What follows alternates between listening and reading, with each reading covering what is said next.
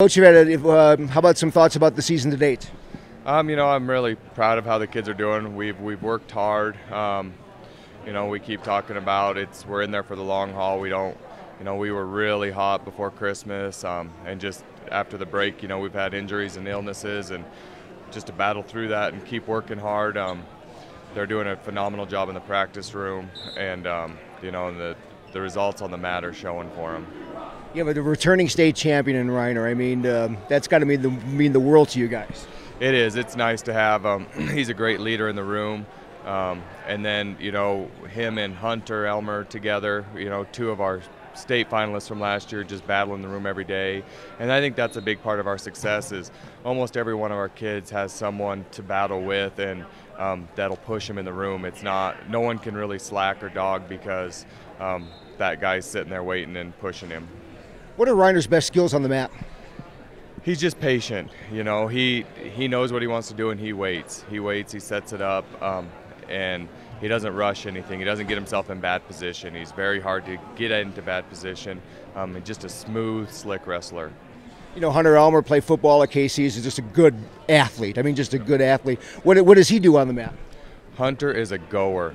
He'll beat kids off sheer just wearing them down alone. He's high energy. He's not as technique driven as Cole is.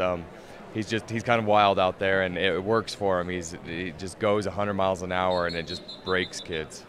A couple other kids you can talk about that maybe you're ready for the next step here?